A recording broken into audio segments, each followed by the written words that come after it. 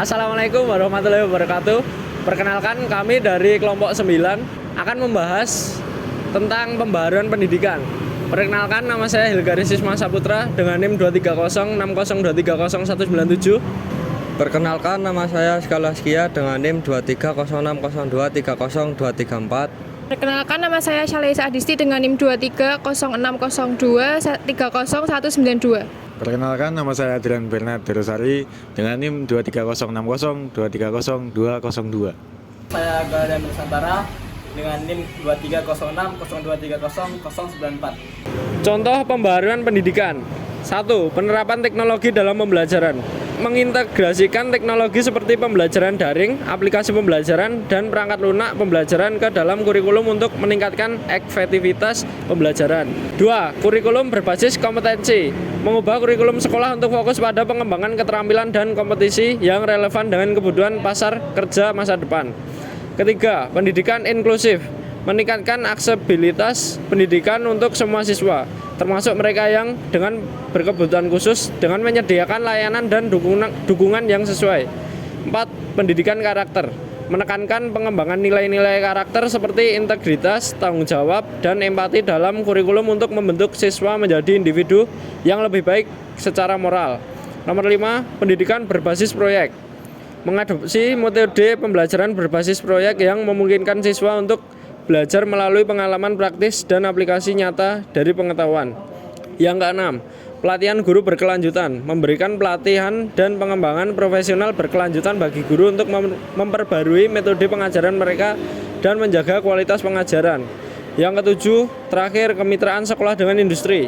Menjalin kemitraan antara sekolah dan industri untuk memberikan pengalaman belajar yang lebih relevan dan memfasilitasi transisi siswa ke dunia kerja. Latar belakang, pembaharuan pendidikan dilakukan untuk menyesuaikan kurikulum, metode pengajaran, dan sistem evaluasi dengan perkembangan zaman serta kebutuhan masyarakat dan industri. Ini bisa melibatkan integrasi teknologi, penekanan pada keterampilan abad ke-21, pendekatan pembelajaran yang lebih interaktif, dan peningkatan kualitas pendidikan secara keseluruhan. Memasyarakatkan dan pembaruan pendidikan.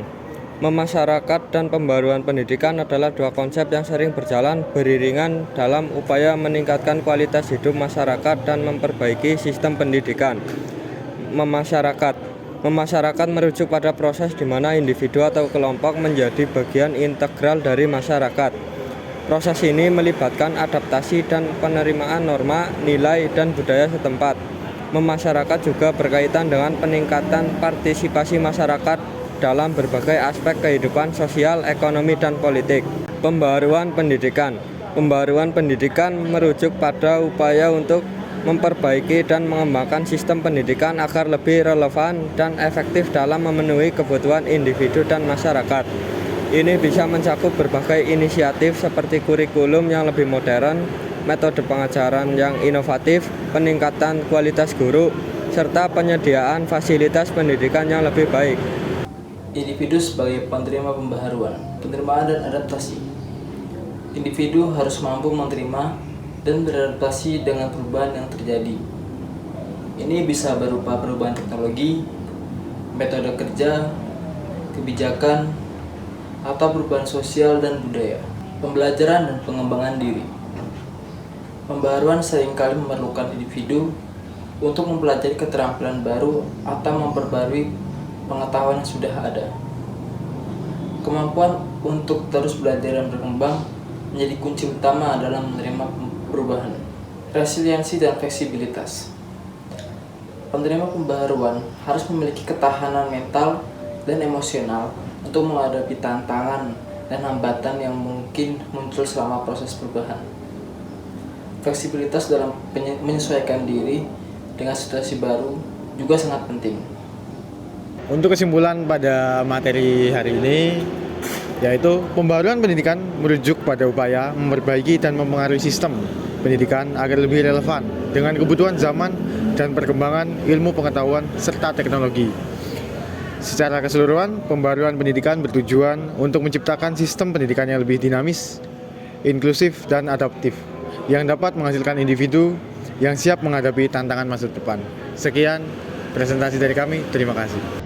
Sekian penjelasan dari kelompok 9 tentang pembaharuan pendidikan. Kurang lebihnya mohon maaf. Terima kasih. Wassalamualaikum warahmatullahi wabarakatuh.